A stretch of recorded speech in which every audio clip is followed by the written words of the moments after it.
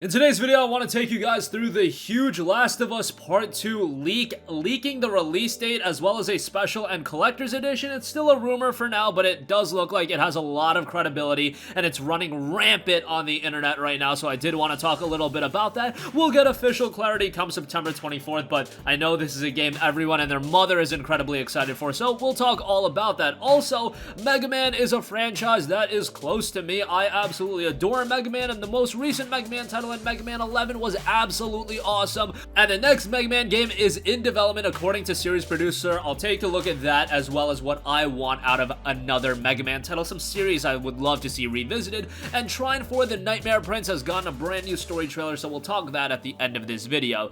First up, The Last of Us 2 rumors have been running rampant as of recently, of course, with the game to be shown off come September 24th. We are getting some much needed clarity on what to expect out of the game and when we can play the game. That's probably the most important fact. However, it appears as though a new listing has surfaced online detailing both a special and collector's edition in addition to The Last of Us 2 release date. The listing comes courtesy of the Swiss Soft Ridge store. The listing is anything to go by. The Last of Us Part 2 will be released on February 28th. Now, let's take a look at what day that falls on. That's actually a Friday, which makes sense because I believe the majority of major PlayStation 4 exclusives recently have been released on a Friday. I know God of War was, I know Marvel's Spider-Man was, I don't quite recall if Days Gone was, but I do believe it was, so that falls in line as far as the Friday release day. Obviously, we've been seeing gaming shifting a little bit where games can be released on Tuesdays or Fridays, where in the past it was really limited to a Tuesday release, but I am all for Friday release dates.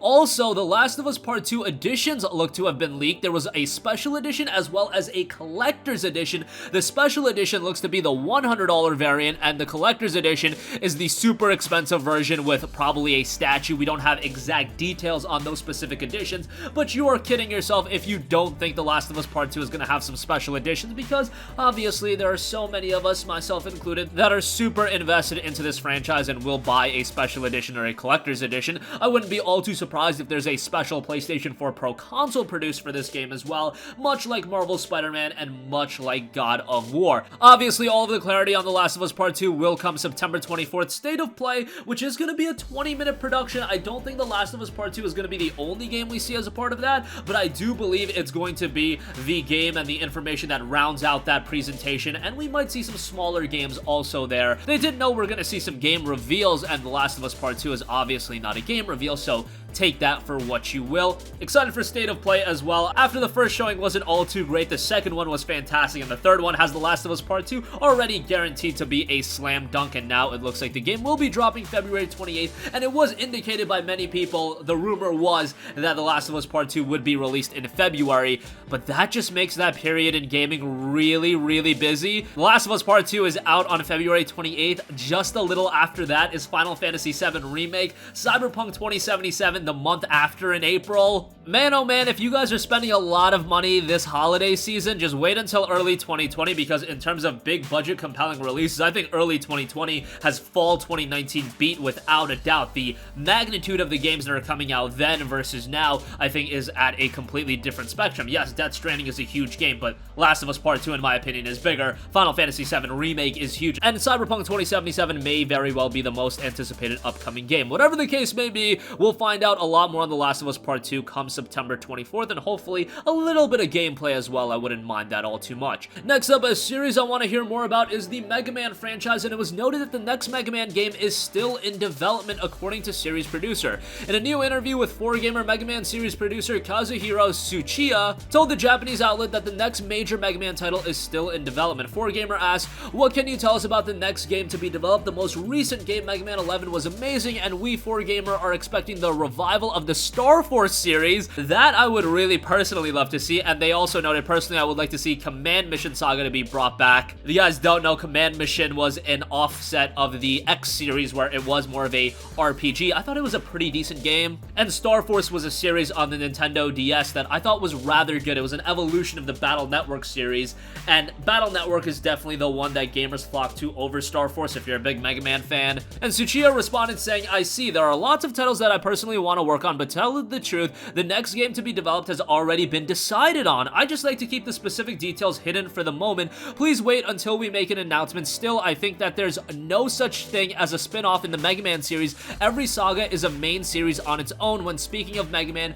there will always be people who think of X as well as people who think of EXE, and I think that's why each one's concept of what Mega Man is changes depending on the generation. For that reason, we don't want to deny any series of its future. So they're keeping the door open for all of these franchises, which makes me so excited because Mega Man Battle Network was a huge part of my childhood. Star Force was great too. Maybe I look back at those games a little bit more fondly than most people since there is that nostalgia element tied to it, but I think the majority of people would agree that the Mega Man Battle Network series was quite good, and Star Force by Star Force 3 I thought was pretty good as well. The gameplay style was a little bit off-putting to some people, but there's so much depth to the Mega Man franchise. I know a lot of people want to see a Mega Man X9, and I wouldn't be surprised on that all too much. It seemed like the Mega Man X Legacy collections did pretty well on the PlayStation 4 in terms of sales, and it was released on other platforms as well. We know that the Mega Man Zero collection is coming out early next year, so they're really keeping the doors open for all of these franchises. I think a modern day Mega Man Battle Network would be absolutely phenomenal with current gen hardware and everything you could push. Obviously, Mega Man isn't one of those series that's going to try to push the boundaries from a technical standpoint, but seeing a visual revamp for Battle Network, that would be awesome. Mega Man X coming back. How many people have wanted a Mega Man X9? And it did seem like there were some rumblings about an X9 coming to fruition. Look, if X9 is the next Mega Man game, I would be all on board of that. But I think how Capcom should handle the Mega Man franchise is much like how Activision handles Call of Duty, and I do not want to compare Mega Man to Call of Duty,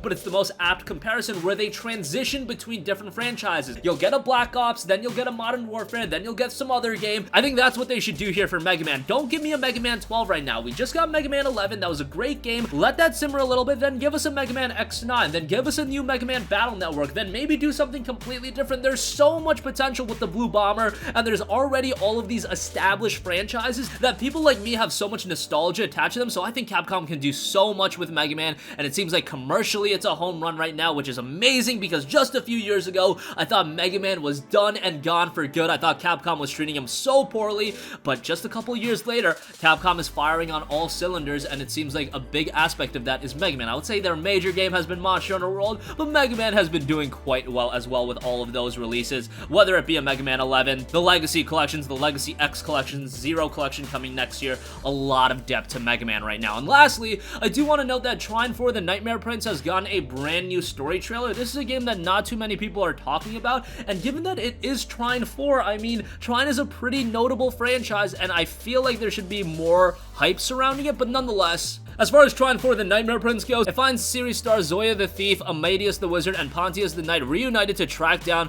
Princelius, an overzealous youth whose wish to wield magic has enveloped the kingdom with shadowy creatures beyond his control. Princelius' ability to make anyone's most potent fear is a reality that leaves little time for the trio, trailing him to reverse this curse as the prince's dream-fueled spells grow even more dangerous. Set within a charming fairy tale universe rife with wondrous sights and perplexing puzzles, Trine 4 The Nightmare Prince elevates the fan favorite co-op series to new heights, and overhauled combat and expensive skill trees help players get as invested into the action as their preferred hero, and the game's puzzles change based on how many players are in a group to make sure the exploration feels as satisfying solo as it does in a team of 4. The Trine games in the past have been rather good, and they've been very good cooperative experiences as well, and Trine 4 looks to be building upon that. And I definitely have some interest to see how the game turns out come October 8th. Unfortunately, it's just being released around the same time as so many other major titles, and even though this is the 4th game in the Trine franchise, it just doesn't seem like there's the buzz for this series. But on top of the release of Trine 4, there's also going to be Trine the Ultimate Collection featuring all 4 of the Trine titles, so you can check that out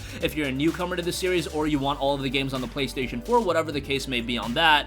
But that will be an option as well, and I do believe that's being released at $40, so not all too bad on that. And that's gonna conclude this video. If you're excited for The Last of Us Part 2, it looks like the release date has been leaked for February 28th. We'll keep you guys posted on that as we head into State of Play on September 24th, and it will be getting a special edition and a collector's edition by the looks of it, and maybe even a PlayStation 4 Pro console. That's just speculation on my part, but I could see that happening as well. The next Mega Man game is still in development, and they've already decided on that. Hopefully it's a Mega Man Man X9, I think that would be really great in terms of creating a Mega Man game that's going to cater to a large audience. I personally would love Mega Man Battle Network, but I do believe that's more of a personal preference. I'm sure it would sell well, and hopefully we do get that at some point. If Battle Network 7 would be awesome. Maybe you should release a collection first. I think that would be the best idea. Release the Battle Network collection with all 6 games, and then do a new Battle Network game so people are re-familiarized with it. And Trine 4 The Nightmare Prince has gotten a brand new story trailer. That's going to conclude this video. Sound off with all of your thoughts in the comments section down below. Thank you for watching, and goodbye.